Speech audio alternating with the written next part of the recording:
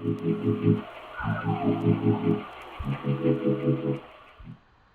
right, folks, so I just want to talk about text.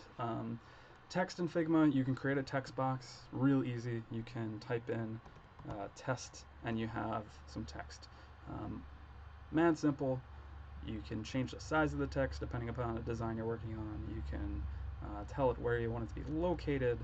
There's a lot of stuff that you can do with text. And you can also add custom fonts and all that good stuff.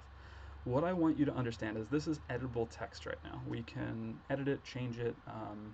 I can type in sample now and it'll do its thing. You get the point, right?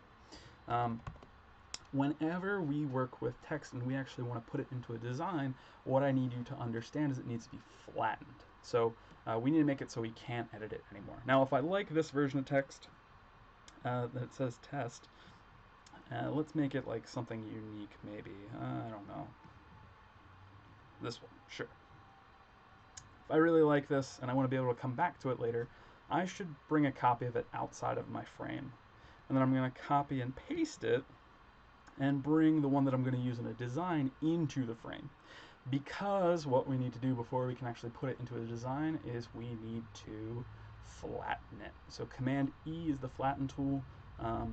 And what it does is it turns that text that's editable into vectors. So it turns it into an actual shape that we can begin to utilize in a design.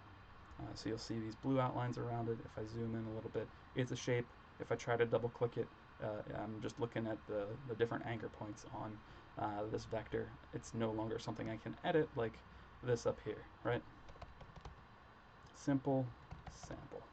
And that is how you should be working with text in Figma when we get into design. Now next, I will show you how to add this text into a shape using our Boolean tools.